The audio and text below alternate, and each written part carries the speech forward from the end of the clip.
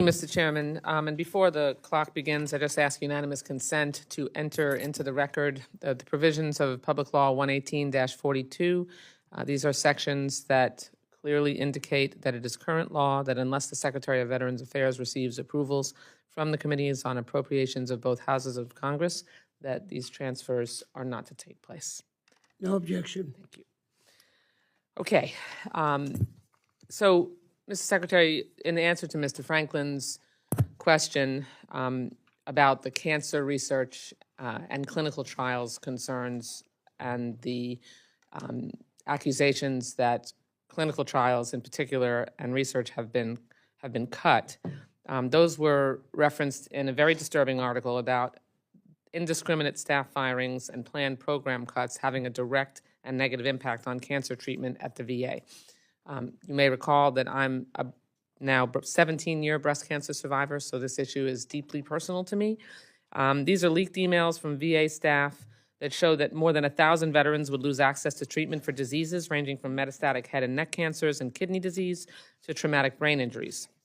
These emails further revealed that enrollment in clinical trials is stopping, which we all know means veterans lose access to therapies. And I'm talking about enrollment stopping. I've been working hard on this committee along with Judge Carter, and we've successfully increased funding for cancer research and clinical trials. So can you further clarify this? Have clinical trials enrollment stopped? Have there been any, I know you referenced reorganization, but in the process of looking at reorganizing, has enrollment in any clinical trial stopped, and has any research been halted? Okay, let's take the two questions, and again, you and I have talked about this as well. No research, no VA research trials have been canceled, so let's take research that way. The clinical trials, and you made mention of one, so I'm assuming you're talking about Pittsburgh because that was the one that seems to have come up. This was one that was a head and neck cancer, lung cancer, that officials warned, this was the allegation that warned that hiring freezes had still not started. Here's the interesting thing about that. Hiring freeze had nothing to do with that because this was scheduled to start, was not started before the hiring freeze, had not been recruiting anybody. There was nobody in, so you can't stop something that hadn't started yet. This was a trial that had not started. Just to interject, was enrollment in that clinical trial or any clinical trial halted? No, because you can't start, you can't Well, halt something that wasn't started. Halted or not begun as planned? No, because this was already been planned. In fact, that particular trial that you're talking about right now, they're going to begin looking for participants in that trial this month. Okay, well, there were dozens of emails. This is not rumor or innuendo. This is dozens of emails from VA employees in specific multiple locations from Pennsylvania to Detroit to Colorado, indicating clearly that there were research projects halted and enrollment stopped. So, and I know you were asked these questions by two senators from the Senate Veterans Affairs Committee over a week ago. So have you been able to get further information in relation to those questions and mine?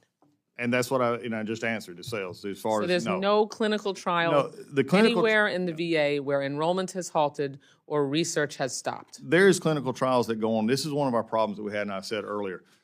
There are over 1,500 clinical trials going on right now with no centralized supervision. No, I know, and I heard your answer to Mr. Franklin. Has there been any clinical trial where enrollment has been halted anywhere in the VA or research that was being conducted or beginning to proceed that has been halted anywhere in the VA?